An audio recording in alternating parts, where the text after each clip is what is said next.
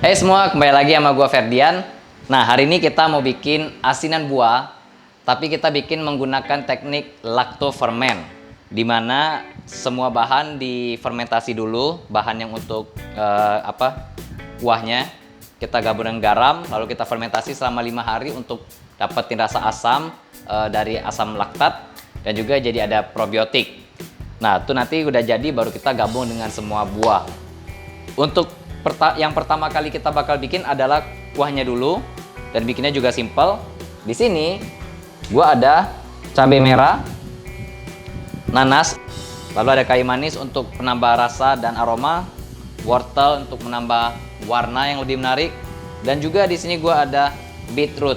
Nah, warna beetroot ini juga bakal menambah warna dan sedikit rasa yang lebih cantik gitu loh. Dan sini ada gula juga, gula Jawa. Ya, gula Jawanya sudah sedikit meleleh karena suhu sedikit hangat, karena ini gula Jawa asli.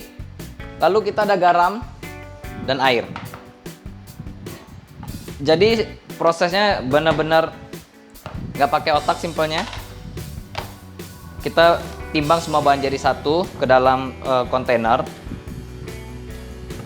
Sini gua langsung gabung jadi satu semua. Habis itu di sini gua ada 1 liter air. Oh, jangan lupa, karena ini proses fermentasi yang melibatkan bakteri, supaya proses fermentasinya berhasil, pastiin semua peralat dari alat untuk nimbang, tempat taruh bahan, dengan kontainer untuk tempat fermentasinya itu harus sesteril mungkin. Paham? Jadi di sini gua ada 1276. Dari total bahan itu kita tambahin garam sebanyak 2%. Harus 2% karena itu akan mencegah tumbuhnya bakteri yang buruk, dan saat bersamaan dia bakal kasih rasa gurih, asin tapi nggak terlalu asin. Oke, kita masukin 25 gram ke dalamnya. Oke. Setelah kita masukin 25 gram garam, baru kita masukin semua gula. By the way, semua resep ada di bawah. Oke. Setelah itu kita aduk aja rata. Oke. Kita tutup dan selesai. Sekarang kita cuma perlu fermentasi semua bahan ini. Jadi kita taruh kontainer ini di suhu yang suhu ruangan, suhu 28 sampai 26 derajat sampai 28 30 derajat juga masih nggak apa-apa.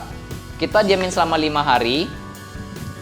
Nanti di hari ketiga kita sudah mulai cicipin rasa asamnya. Jadi nanti bakalan ada keluar aroma fermentasi, dan juga sudah mulai ada rasa asamnya. Dan kalau menurut kalian rasa asamnya udah cukup, kalian sudah bisa proses ke tahap berikutnya. Tapi kalau misalnya masih kurang asam, kita biarin sampai hari kelima gitu loh, dan setiap harinya kita cicip. Oke, sampai jumpa di hari ketiga atau hari kelima, tergantung nanti rasa asamnya udah pas atau belum, dan gue bakal tunjukin langkah berikutnya. Ciao. Nah, ini sudah hari kelima. Jadi tahap berikutnya itu kita cuma perlu blender sampai halus. Kita blender semua kecuali kayu manisnya. Habis itu kita bakal seasoning ulang.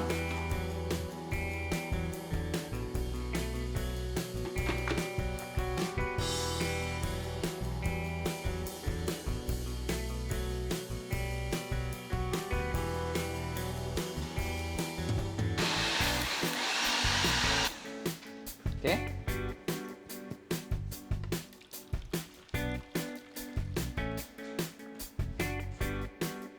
Kalian bisa lihat di sini warnanya bagus banget. Warnanya menarik. Merah, tua, agak sedikit pink-pink, ungu-ungu gitu. Nah, sebenarnya di tahap ini sudah selesai banget. Yang perlu kita lakukan adalah men-seasoning ulang dengan menggunakan jeruk nipis dan gula. Kalau garam udah nggak perlu lagi. Nah, berapa banyak jeruk nipisnya atau cuka atau gula itu benar-benar tergantung selera. Kalian mau rasanya seperti apa. Kalau rasanya mau lebih dominan manis, berarti kalian kasih dulu gula yang cukup banyak sampai dapat rasa manis yang kalian mau. Baru nanti diseimbangkan dengan jeruk nipis. Gue bakal tambahin gula. Gue tambahin gula karena rasa manisnya masih kurang banget. Oke, kita cicip. That's nice. Udah pas. Sekarang gue mau manisnya udah dapat. Sekarang manis, lebih dominan manis dengan asin. Nah, kita cari asamnya supaya nanti si rasa asin itu jadi yang paling belakangan. Nah, jadi ini jeruk nipis kita peras.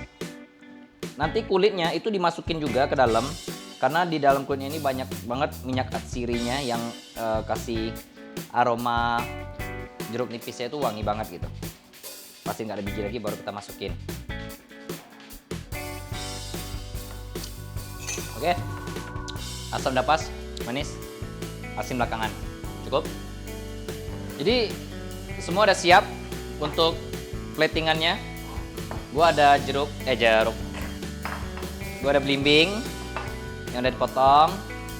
Gua pakai nanas. Juga ada kelengkeng atau mata kucing, udah dipotong bagi dua. Jambu, ada jambu air dengan salak.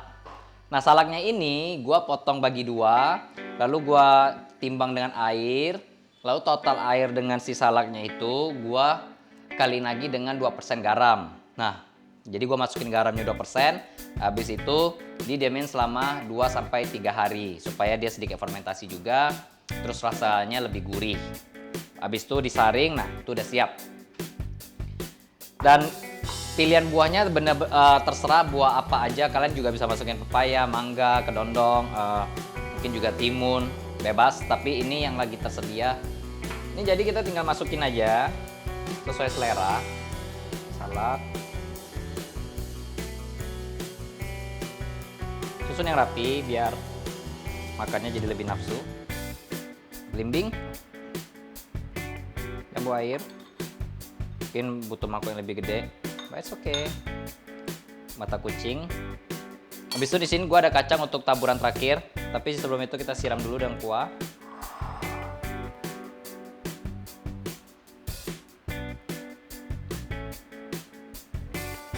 Taburin kacang. Habis itu udah selesai. Ya. Jadi asinan buah dengan teknik lactoferment udah siap. Jadi hasil akhirnya tuh beda banget dengan asinan buah pada umumnya, karena ini nggak melewati proses masak, yang artinya tuh bener-bener semua nutrisinya lengkap, masih 100% utuh. Udah tuh juga ada tambahan probiotik bekat proses fermentasinya.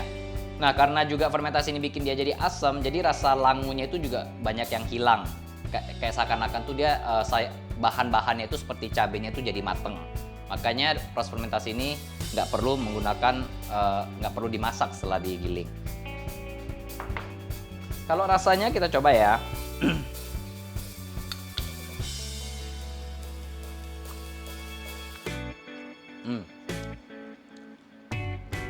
Jadi karena dia ada fermentasi, jadi tuh udah pasti ada rasa asam laktat seperti yang kayak di yogurt gitu. Juga ada sensasi gas. Karena kan fermentasi ngasilin gas ya. Apalagi kalau kena pas kegigit kacangnya. Jadi kalau kegigit kacang itu tambah kriuk-kriuk gitu kan. Jadi melengkapi teksturnya. Oke guys, jadi ini cara pembuatan asinan buah menggunakan teknik lactoferment. Dan gua rasa kalian wajib coba sih, karena ini membuat sesuatu yang lokal banget, sederhana banget, tapi dengan teknik yang lebih unik kalian. Oke, udah itu aja. Sampai jumpa. Thank you banget buat waktu kalian dan sampai jumpa di video lainnya. Bye.